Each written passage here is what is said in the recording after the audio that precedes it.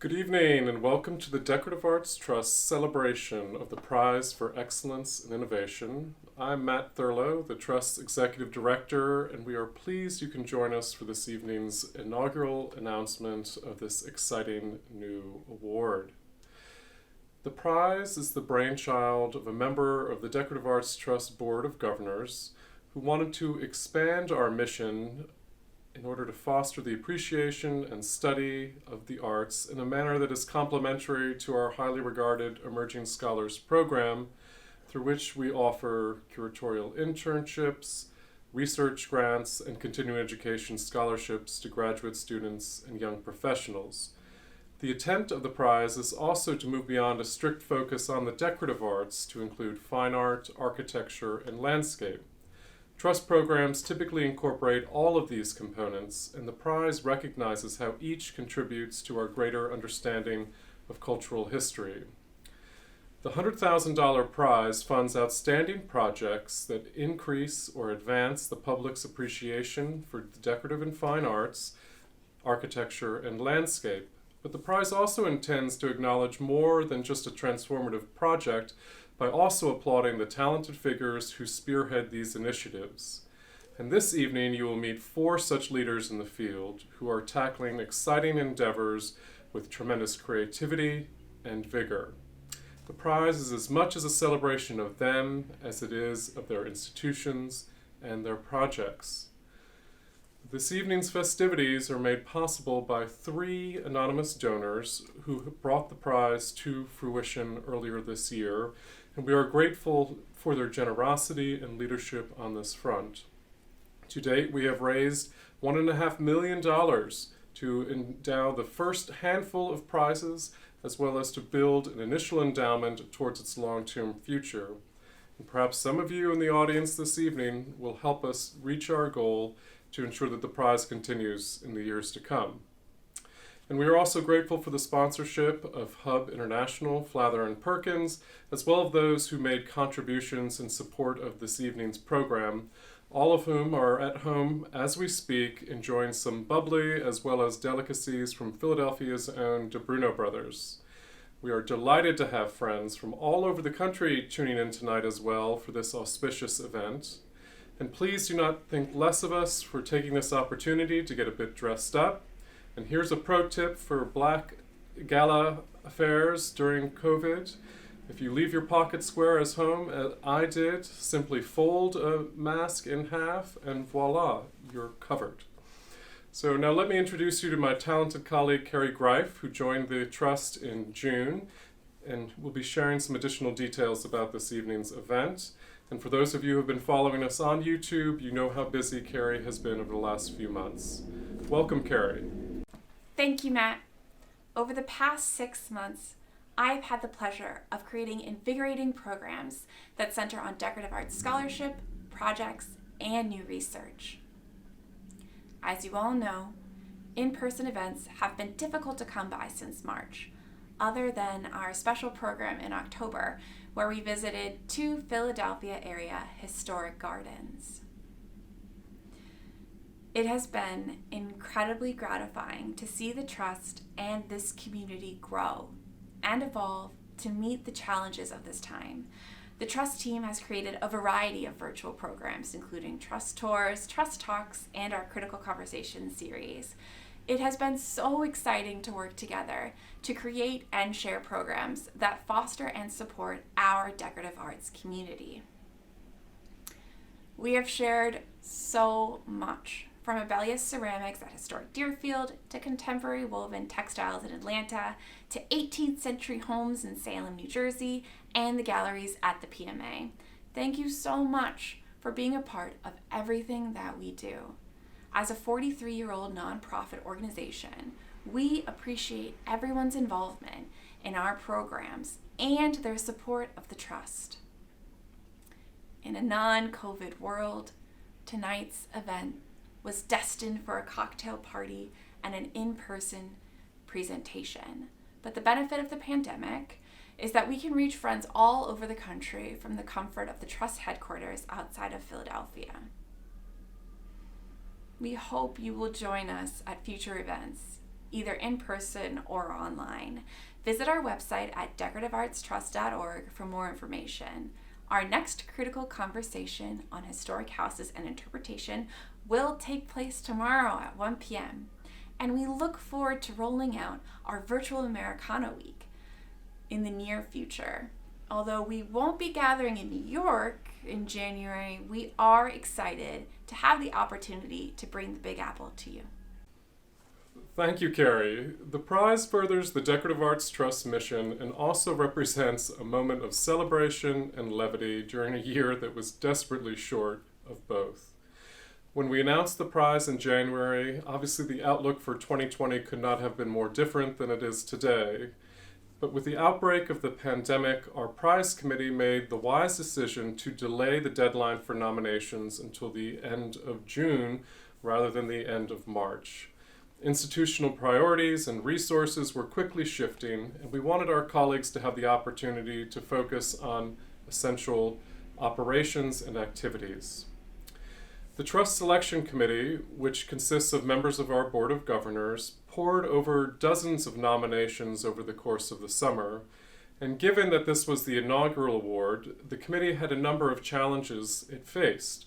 First and foremost was how each member was going to define excellence and innovation.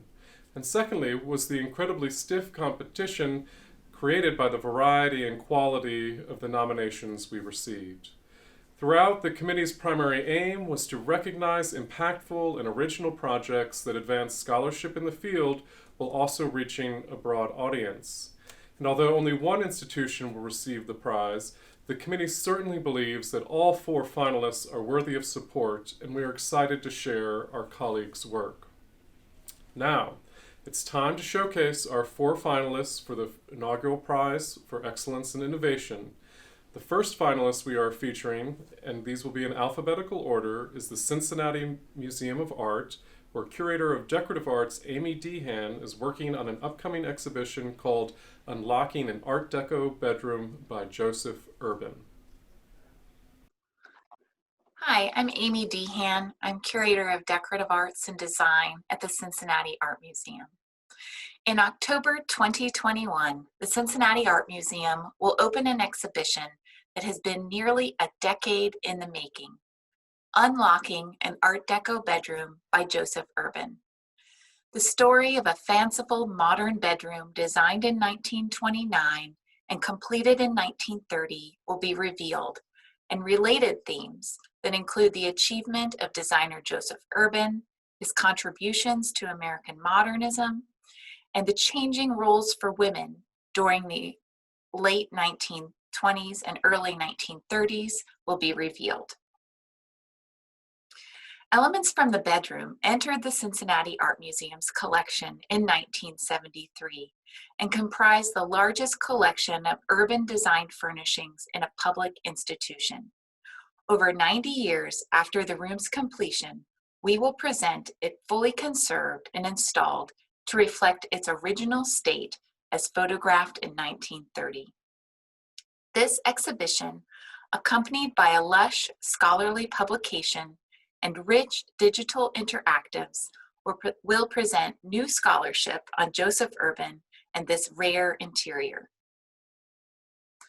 The story of this bespoke bedroom begins in the spring of 1929, when Leo Wormser at center, his wife Helen, originally from Cincinnati, and their only daughter Elaine at right, began planning their move into the penthouse apartment of the recently completed Drake Tower in Chicago.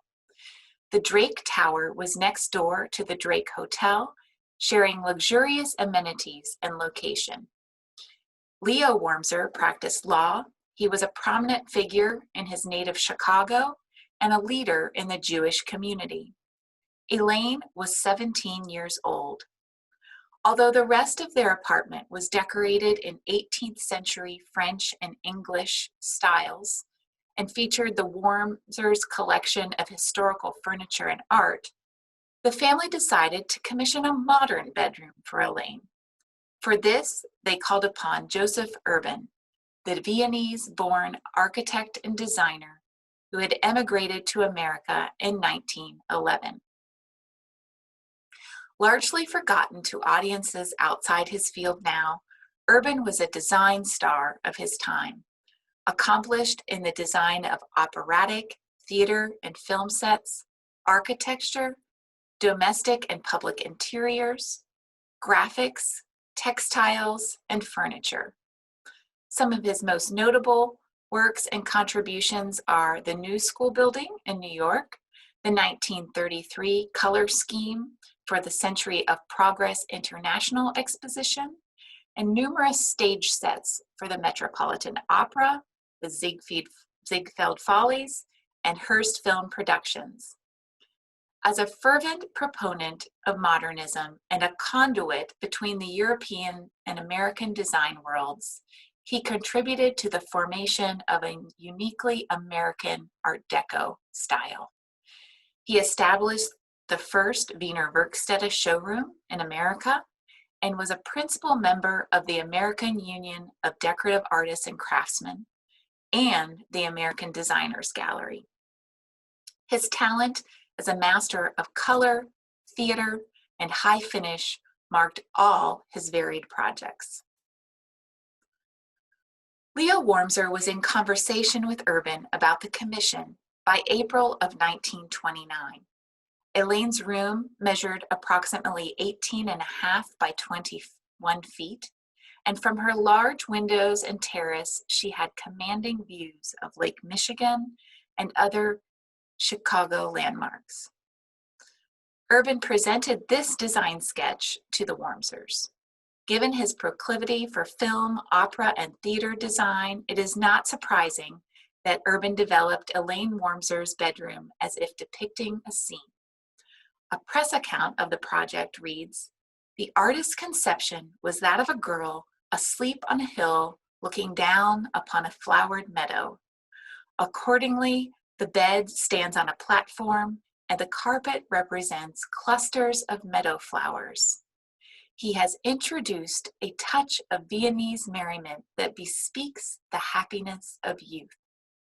The layout, design, decoration, and furnishings of the room, including all of the furniture, are the work of Urban.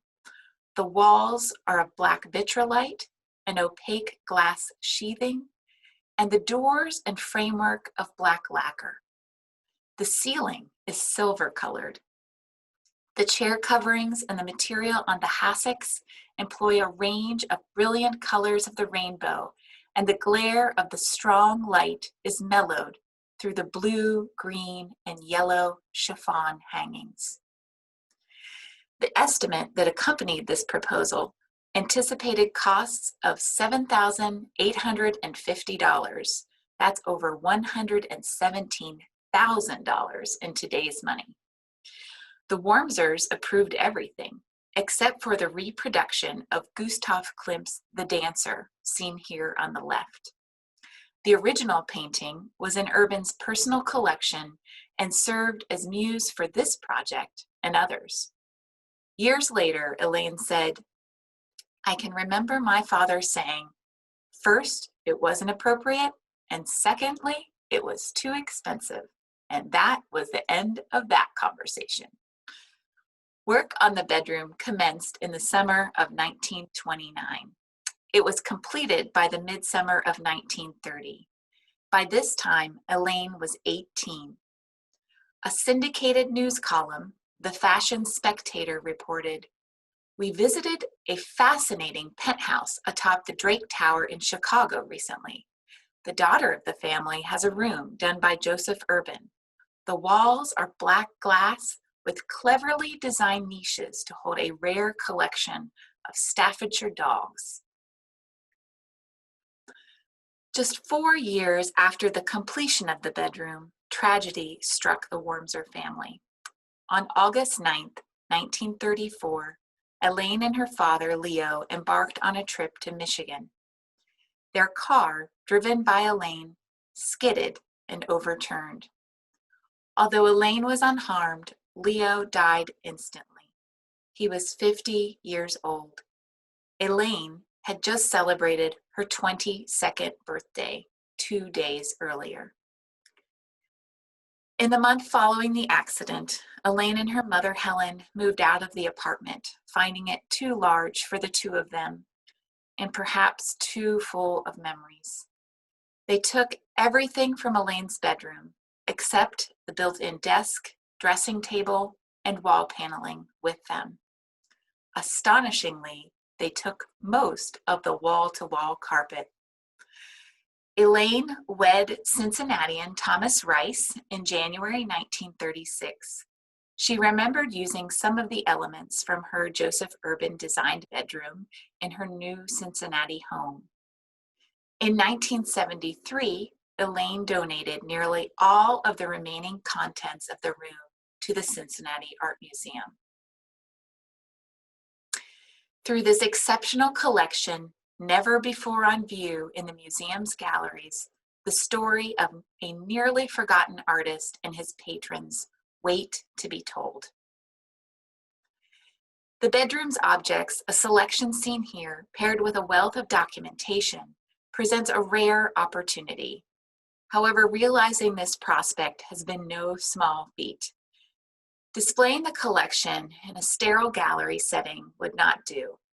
Urban created this room as a total work of art, a Gesamtkunstwerk. To communicate this concept, along with the room's narratives, the collection needed to be represented or presented in a constructed space that recreated the bedroom and its atmosphere as accurately as possible. To do this, we've relied on extensive research and primary documentation, which includes the aforementioned 1930 photographs, blueprints of the Drake Tower's 27th floor, invoices, previously recorded interviews with Elaine Wormser-Rees, and material found in the Joseph Urban Archive at Columbia University. This information, paired with the room's remaining objects, have formed our basic understanding of the space and Urban's vision for the commission. Here you see conservator Obi Chandra Lin and I with consultant R. Mark Adams, who has worked with us to ascertain the correct dimensions and proportions for the room and all of its contents.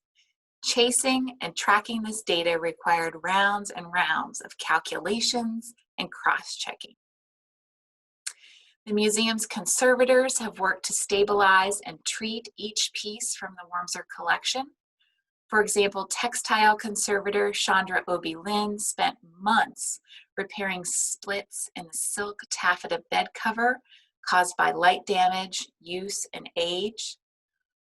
When possible, period replacement objects matching those pictured in the room have been purchased or borrowed. And certain elements from the room, now lost, have been identified as essential for inclusion, and artisans are working to reproduce those now. As components of a total work of art, these missing elements will aid scholars and visitors in achieving a more complete experience and understanding of the whole. Each reproduction will be fully acknowledged in our presentation of the room, opening a line of discourse about original versus replica and the value of reproductions as tools of understanding. The process of researching this room and its contents and then fully recreating its shell and missing elements has unlocked a vivid and profound understanding of this designed space, its creator, and its time that otherwise may never have come to light. Perhaps the most obvious discoveries have been revelations about Urban's striking combinations of color and finish, information that could not be conveyed in black and white photographs. Here you see recently colorized images of the room based on our research and documentation. While the recreated room will be on display, as a measure to protect it and its contents, visitors will not be able to physically step inside.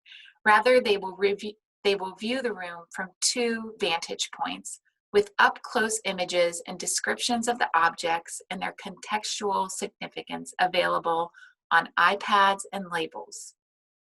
In order to further minimize barriers and make the room more accessible, we are working to develop an interactive that will give visitors the sensation of truly being inside the bedroom in the early 1930s. In consideration of COVID-19, the interactive will also be available through our website and on visitors' personal devices.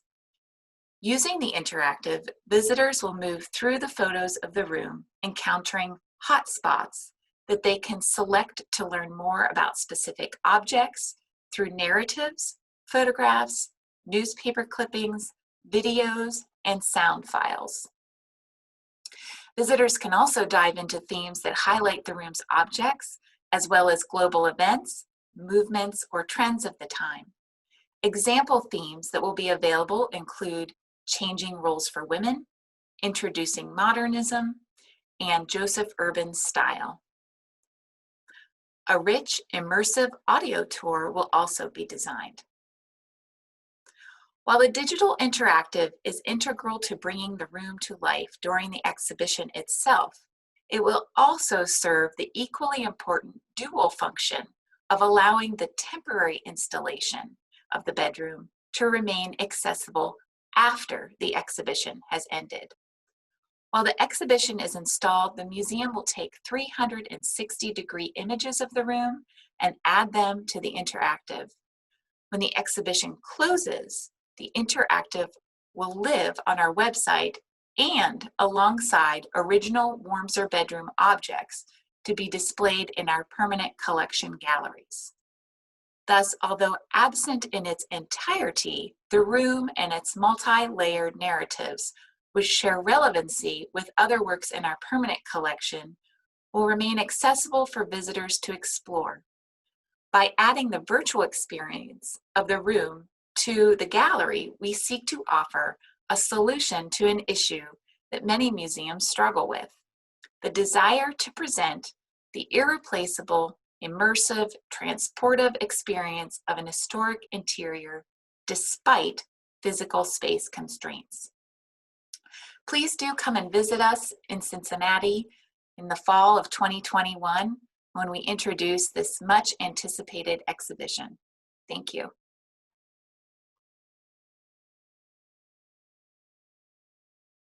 What an incredible space and project. I am so excited to see this bedroom in person and will certainly be taking some Joseph Urban design cues for my room at home.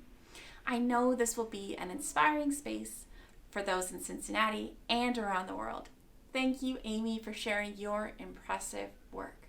The next finalist we are featuring is Craft in America from Los Angeles, California, where director Emily Zayden is leading a project to prepare a free online video database of tools, techniques, and materials that will guide viewers to understand and appreciate the craftsmanship behind decorative arts objects. Hi, my name is Emily Zayden, and I'm from Craft in America. We are so thrilled to have this chance to present to you the work that we do. The video that you'll be watching is an overview of what Craft in America does, and that's followed by a video about our proposal for the prize. Thank you so much. We hope you enjoy.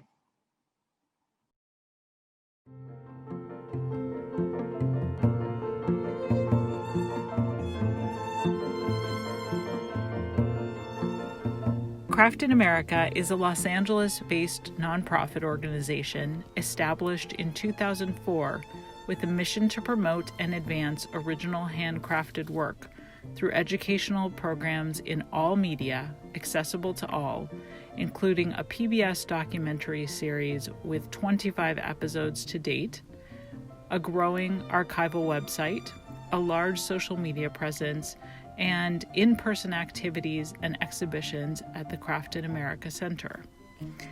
We are dedicated to the exploration and preservation of craft and the celebration of craft artists, the work of the hand, and the impact of craft on our nation's cultural heritage and economy.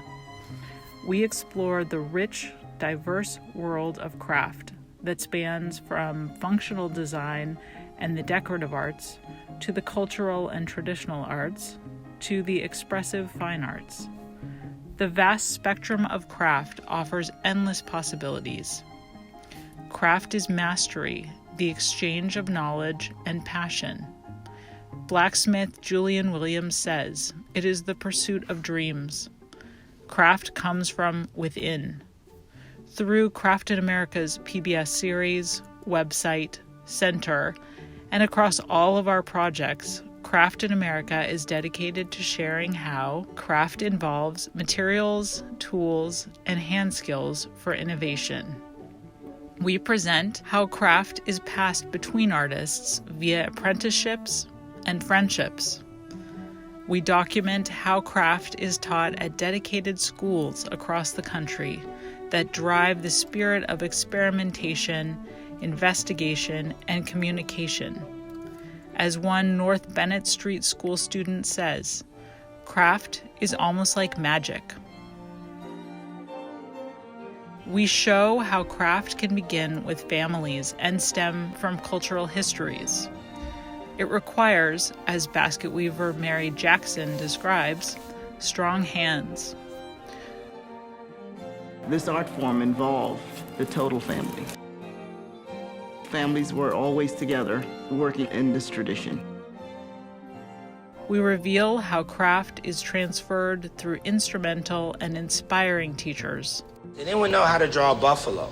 I'm hoping what they learned is just the idea that the education reinforces family as opposed to separating family, that every Native American parent today is concerned about. I feel part advocate and I feel part artist. I think that teaching is the highest form of advocacy you could do in terms of influencing the world or having a chance to be a part of something that you can change. These artists invite us to express ourselves. They inspire the next generation. Over the 14 years since the first PBS episode aired in the Craft in America series, and in the 10 years of filming talks and exhibitions at our center in Los Angeles, we've documented the work and processes of over 400 artists through videos, essays, exhibitions, catalogs, and other online, digital, and print resources. For each episode, we generate an education guide that is free and downloadable to be used by teachers. These guides are intended to bring awareness of craft to the next generation. We create these interdisciplinary, standards-based education guides that bring craft into the classroom. These 35 downloadable lesson plans are intended to be used with Craft in America video segments and full episodes. Included in the guides are discussion questions, vocabulary, worksheets, hands-on activities, and additional resources. The guides are planned for high school and secondary students, but they can be modified for all grade levels. The plans educate, involve, and inform students about how craft plays a role in their lives, with connections to American history, English language arts, social and environmental sciences, and culture. The Craft in America Center in Los Angeles provides lifelong learning through exhibitions and programming offered at no charge. Our small but mighty center, established in 2009, is a public museum with a library and permanent collection. Visitors engage directly with art, artists, and ideas. We give voice to traditional and contemporary craft, ranging from the functional to the purely conceptual, through personal engagement. Each year, we organize on-site and traveling exhibitions featuring work by local and nationally acclaimed artists, artist talks, scholarly lectures, craft in action community dialogues, workshops, and publications. The center provides a platform in Los Angeles for educating the public on the work of the nation's finest craft-based artists, both emerging and established. Exhibitions are digitized and presented on our website. Talks are filmed and archived online as resources for all to access. These virtual activities have become our focus during the pandemic, and we are increasingly reaching an international audience digitally. Craft in Schools is a program first piloted in 2012 with underserved Los Angeles K-12 public school students. Craft in Schools engages students by promoting the traditional and contemporary handmade arts through guided visits of the center's exhibits with standard-based lessons, talks with renowned professional artists, and hands-on workshops based on these artists' work. The core goal of Craft in Schools is to make the next generation aware of the breadth of craft as it shapes our world and reflects our humanity and influences our national culture, history, identity, marketplace, and economy. Many of the students in our program have little or no access to the arts, let alone craft. We provide exposure to craft disciplines, including metal, ceramics, glass, fiber, and wood, which opens their field of vision of art drastically.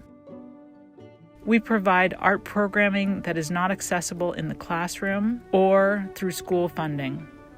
For these under-resourced schools, the majority are students of color. Through visits to our center, students have a chance to experience exhibitions and discuss artworks up close and personally in the small museum setting. For most, this is their first visit to an art museum. We seek to expand their understanding of what art can be and the vast array of traditions from which artists draw inspiration. The value of what these artists discuss extends far beyond the realm of the arts. Guest artists often provide empowering wisdom about pursuing one's dreams, making life choices, and finding individual pathways. I'm going to try to tell you things that I think you should know and things that I wish I knew when I was your age. And I'll also tell you things I knew when I was your age.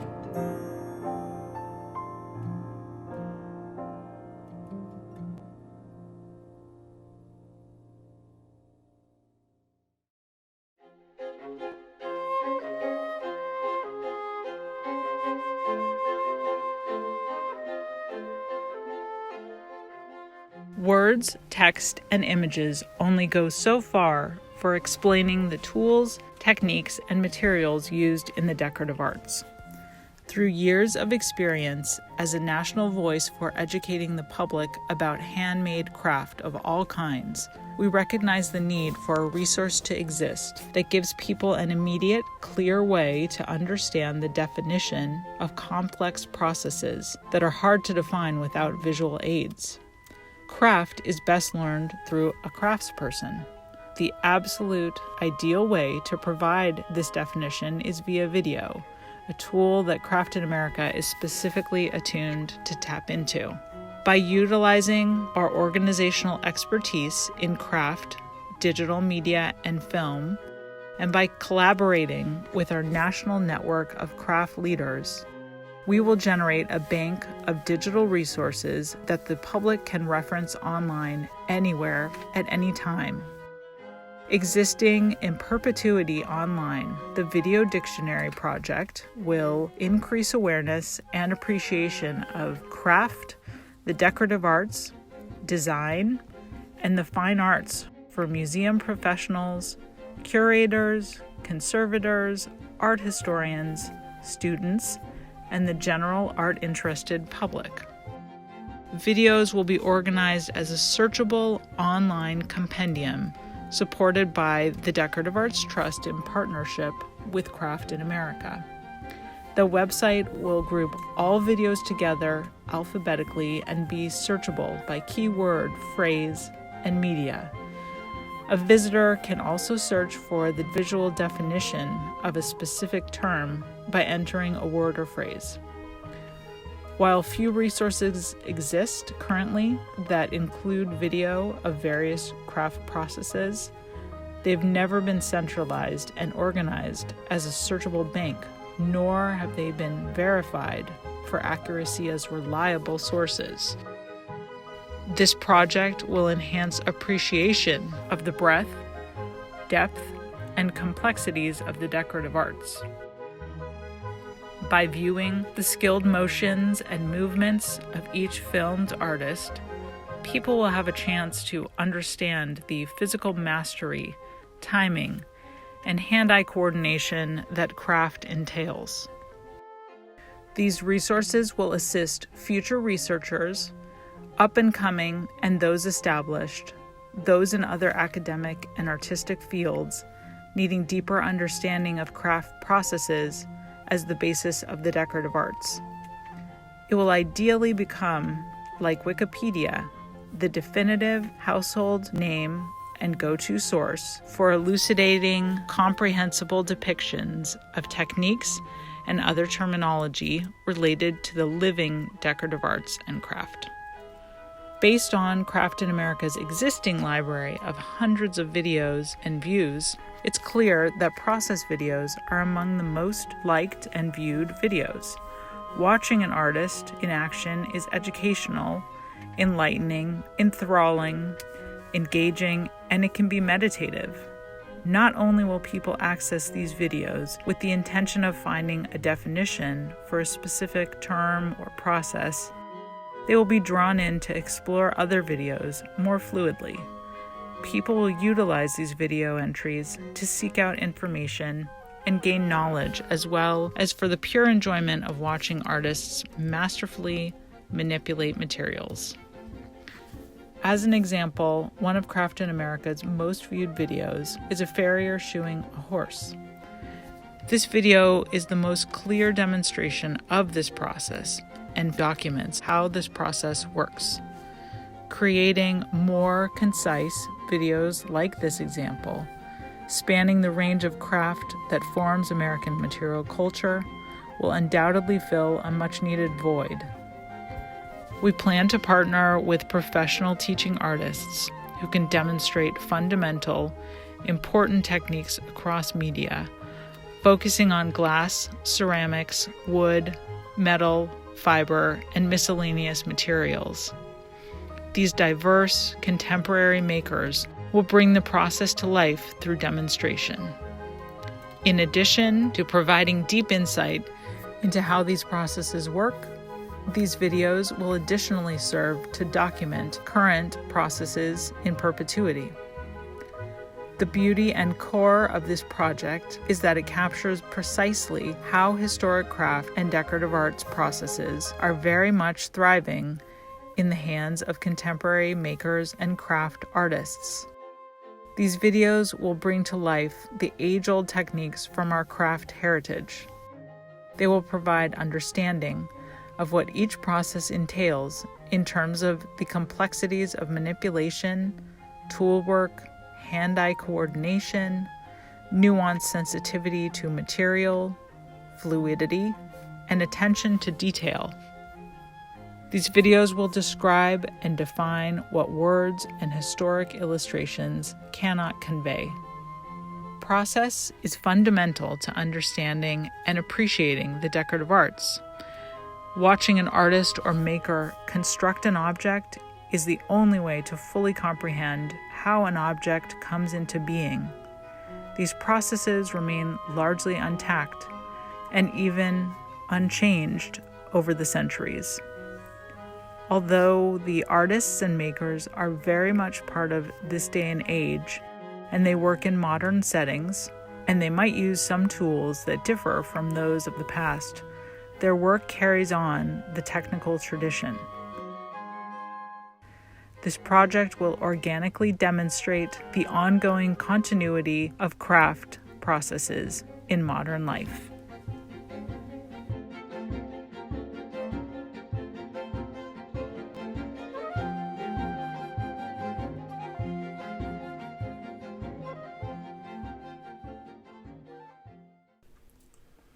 I suspect Craft in America is the least well-known of our 4 finalists, but their incredible project offers an opportunity to delve into cultural history and how Craft in America blends the traditional with the contemporary and bridges the gap between the functional and the conceptual through their new online dictionary.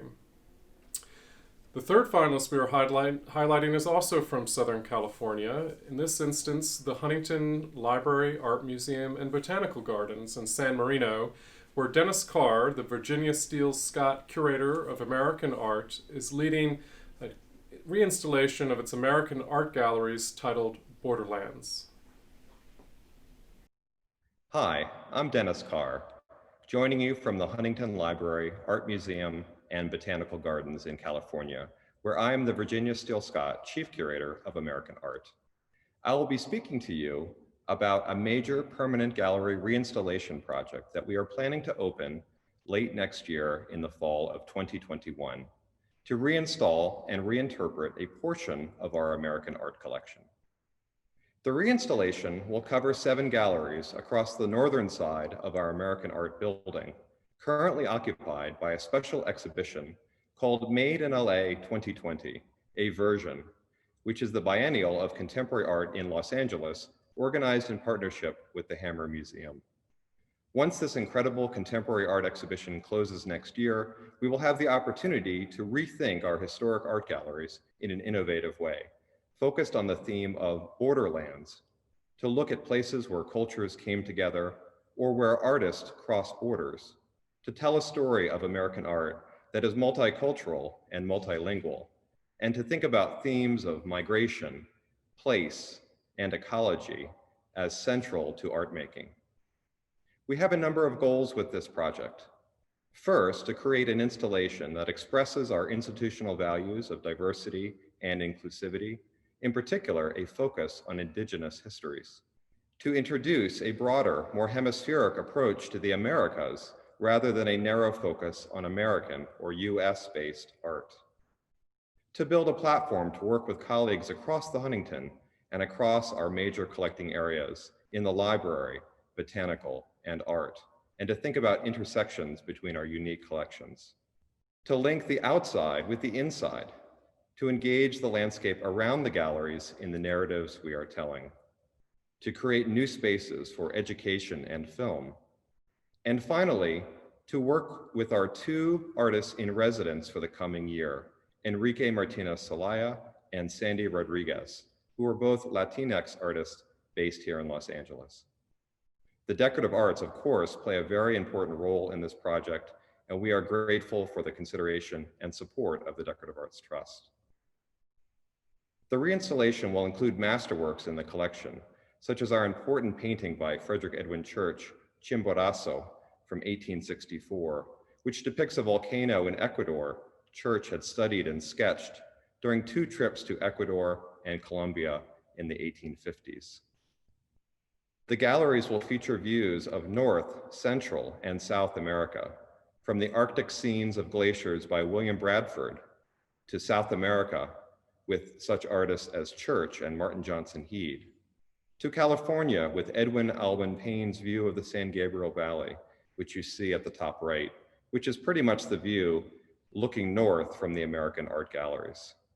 And we'll include material from our library collection, such as Alexander von Humboldt's illustrations of scientific texts related to his travels to Chimborazo. We will look at further artistic journeys to parts of the Americas, from Winslow Homer's travels to Quebec in the 1890s, to Christian Jorgensen, who surveyed the chain of early mission churches in California, Texas, and Mexico, whose beautiful watercolors are here at the Huntington. We will look at the transatlantic nature of American art, especially in the 19th century, with artists like Mary Cassatt, John Singer Sargent, and William Merritt Chase, who worked or traveled in Europe. In the decorative arts, we have nice examples by Herder Brothers and Tiffany and Shreve and Company. I'm imagining a dense and contextualized installation akin to what was done recently at the Met or at the Museum of Fine Arts, Boston. At the Huntington, we have the William Morris Archives, from which we can select an appropriate wallpaper from our many examples of drawings and early designs. We will also look deeply at sculpture, such as Harriet Goodhue Hosmer's monumental sculpture, Zenobia in Chains from 1859, which we hope to pair with a painting that is on loan from LACMA, Henry Osawa Tanner's Daniel in the Lion's Den. I like the formal relationship between our gallery, which casts light during the course of the day, and the painting, which features a strong beam of light shining down upon the figures. Tanner, an African-American artist, and Hosmer, a queer artist, both struggled for their art and for their acceptance in the art world, and I think their personal stories resonate especially today.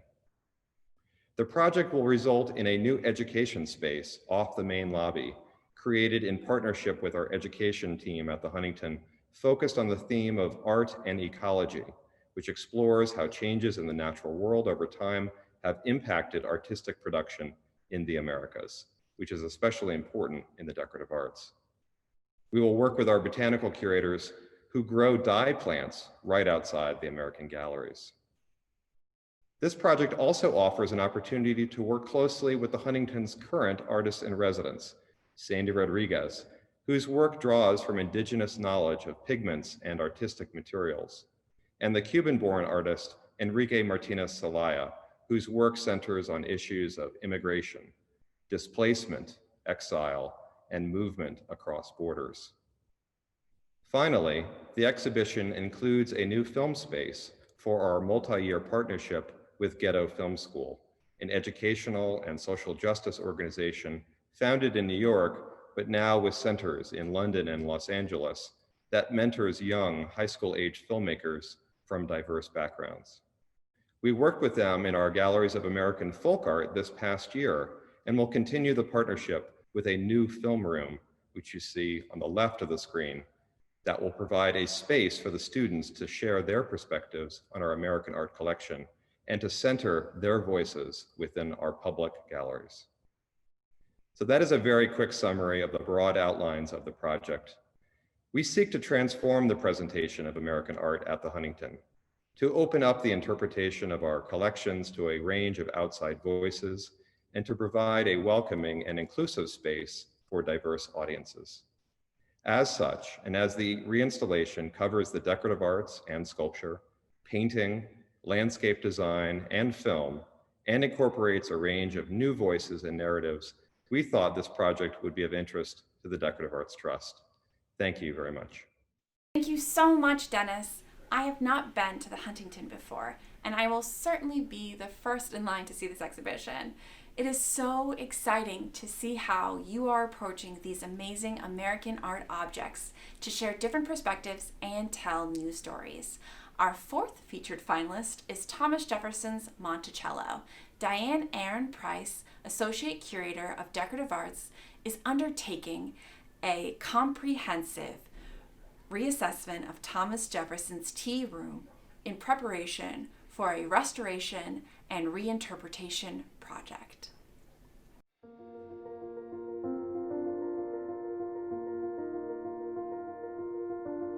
Good morning. My name is Diane Karlberg Price, and I'd like to welcome you to Thomas Jefferson's Monticello.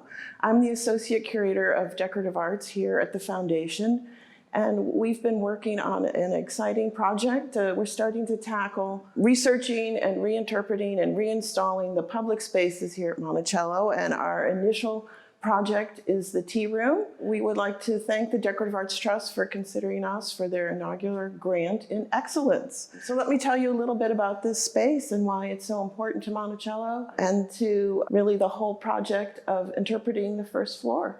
So here we are at Monticello's tea room, which is always a treat to be able to step into. It's an incredibly beautiful space. It's extremely intimate, although it feels commodious because of this lofty ceiling. And it's unusual in a house in America at this time to have a room even called a tea room. I was very surprised in my research to not find any other space that I could identify with such a purpose-named function.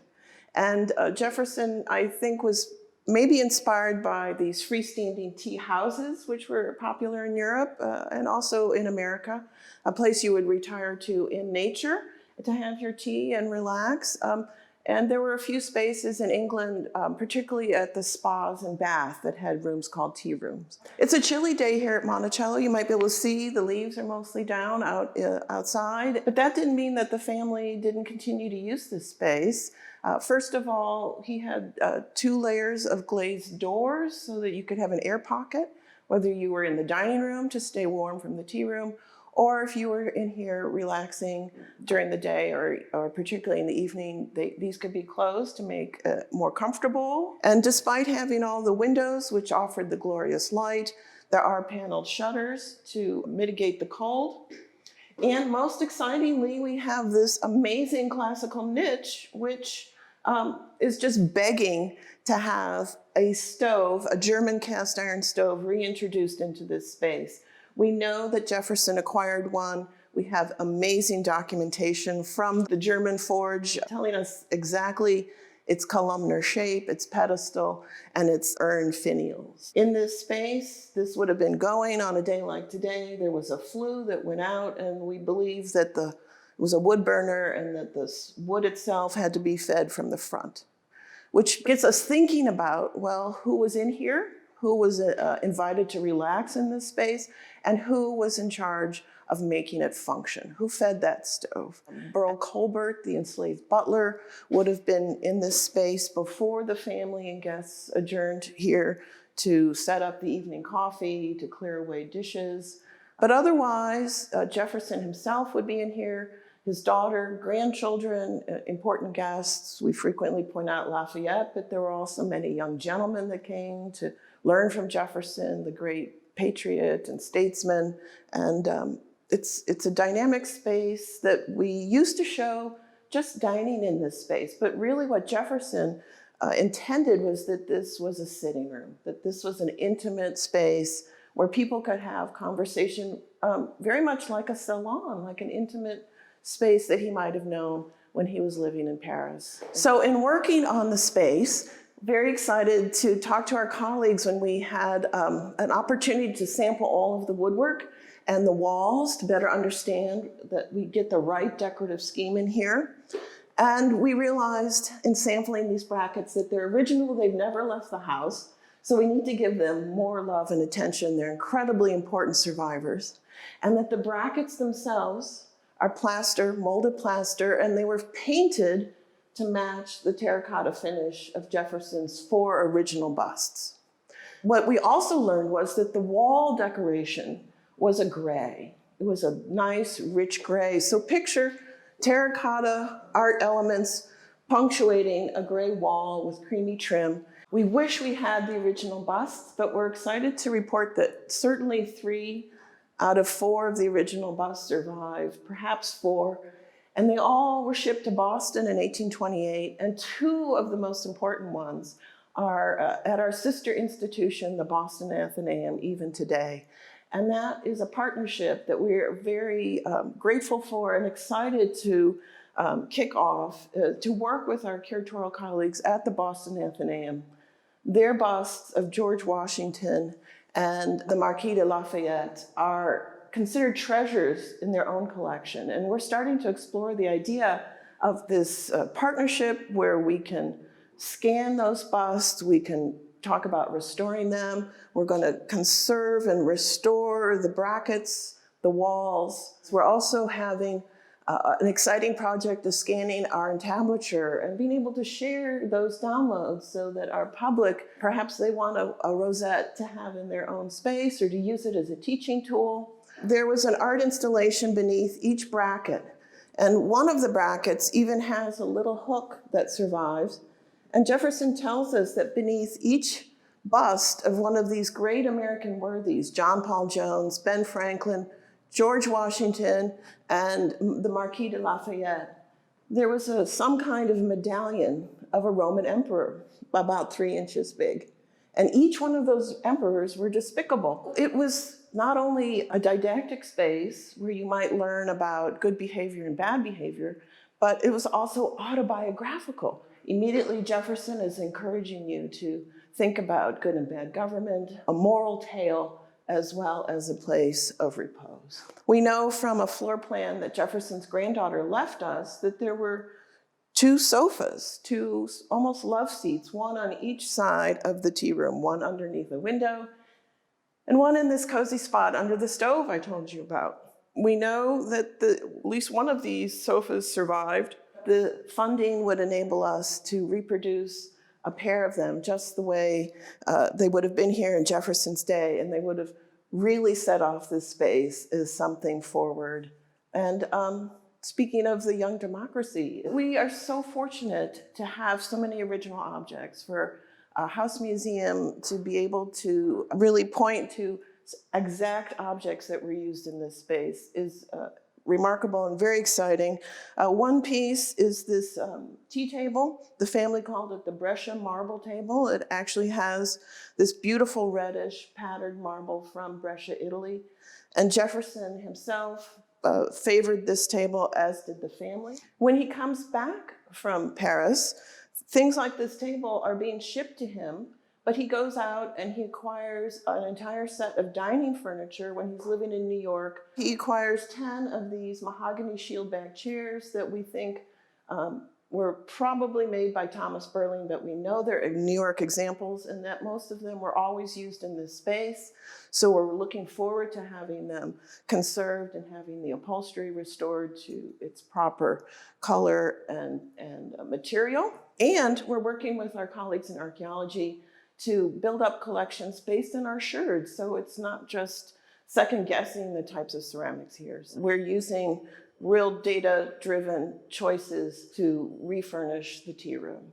In addition to the curatorial work and the architectural history work that we're doing, we have called on our incredibly talented colleagues in our education department and education and visitor programming, and they have come up with a series of opportunities to offer, really to share this program, this project with our public, both people who may come to visit, but particularly people who can't come here, so that the public can watch and participate and share and ask us questions of why we're doing what we're doing. There'll be times where we will live stream while the work is going on. All of these things we're excited to add on to what might appear to be a traditional historic room reinstallation.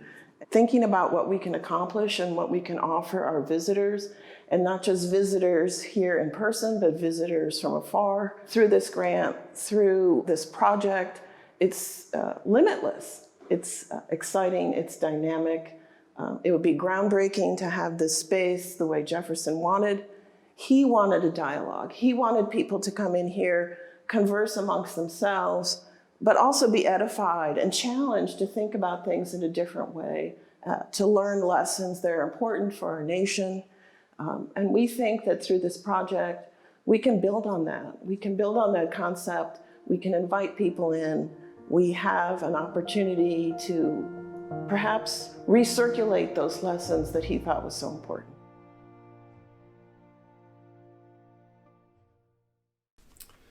Diane sets the stage beautifully for how the small, intimate space at Monticello provides a springboard for her team to explore so many important aspects of historic house interpretation by blending traditional curatorial connoisseurship with the impact of contemporary technology.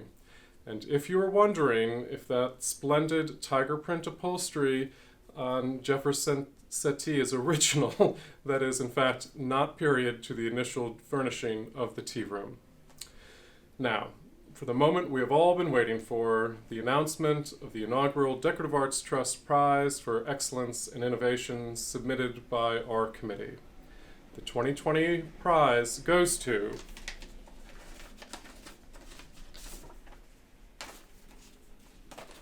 Craft in America.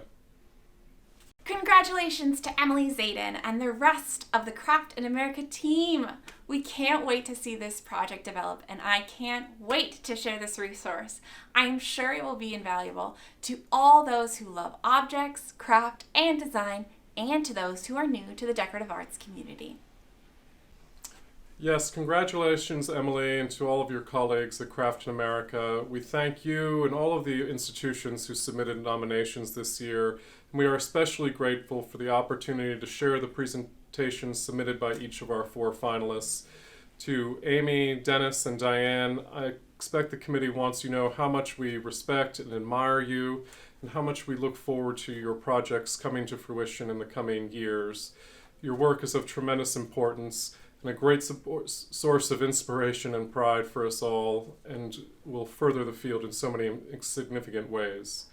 Another heartfelt thanks to our donors and sponsors who made this evening possible, and to all of those out there around the country who joined us tonight for the inaugural celebration.